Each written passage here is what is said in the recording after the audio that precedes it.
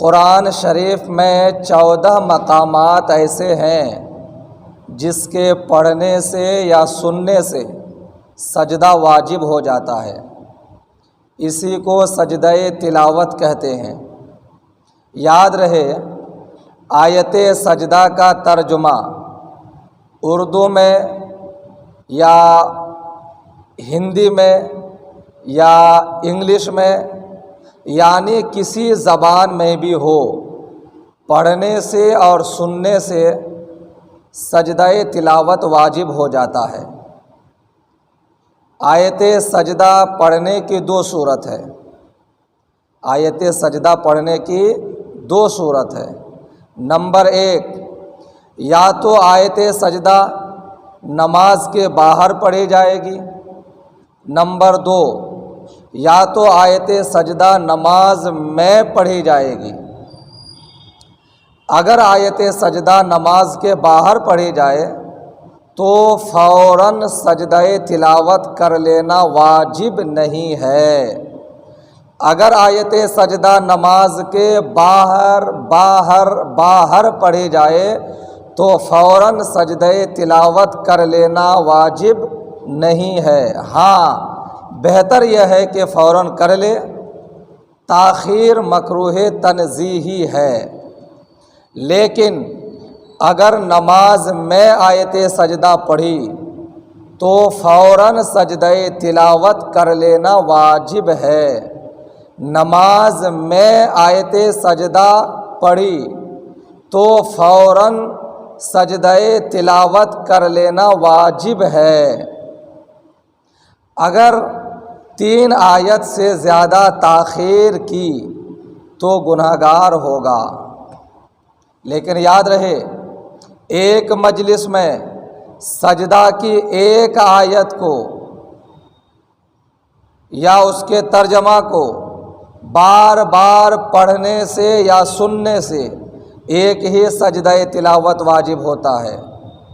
جس طرح نماز میں چند واجبات چھوٹنے سے ایک ہی سجدہ سہو واجب ہوتا ہے، اسی طرح ایک مجلس میں سجدہ کی 1 آیت کو یا اس کے ترجمہ کو بار بار پڑھنے سے یا سننے سے ایک ہی سجدہ تلاوت واجب ہوگا، نہ کہ چند سجدہ تلاوت واجب ہوں گے۔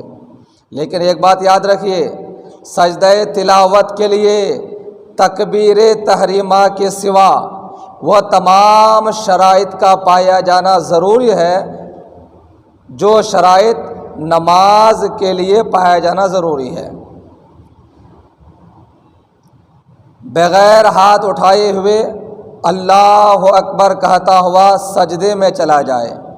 سجدہ تلاوت میں تکبیر تحریمہ کے لیے ہاتھ نہیں اٹھانا ہے۔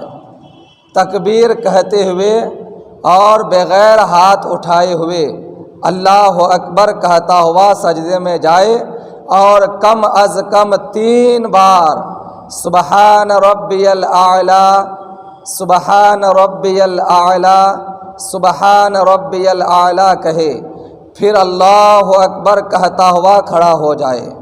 یاد رہے، سجدہ تلاوت میں نہ تکبیر تحریمہ کے لیے ہاتھ اٹھانا ہے، سجدہ تلاوت میں نہ رکوع ہے، سجدہ تلاوت میں نہ قرأت ہے، سجدہ تلاوت میں نہ تشہد ہے، نہ سلام ہے۔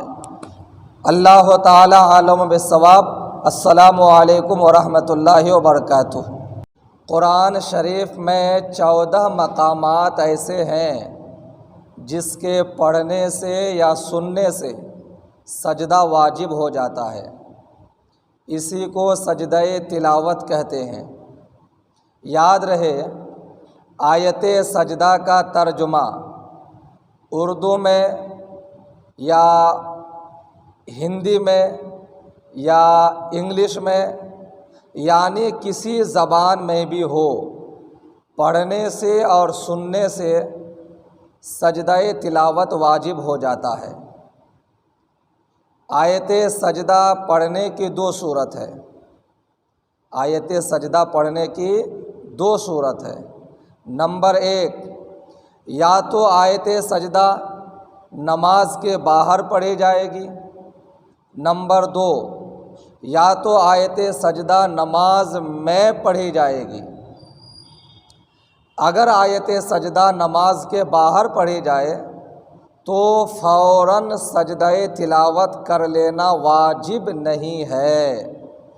اگر آیت سجدہ نماز کے باہر پڑھی جائے تو فوراً سجدہ تلاوت کر لینا واجب نہیں ہے۔ ہاں بہتر یہ ہے کہ فوراً کر لے، تاخیر مکروہ تنزیہی ہے۔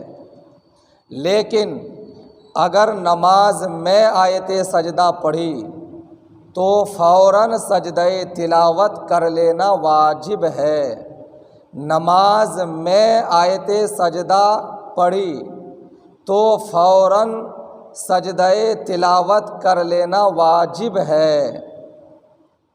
اگر 3 آیت سے زیادہ تاخیر کی تو گنہگار ہوگا۔ لیکن یاد رہے، ایک مجلس میں سجدہ کی ایک آیت کو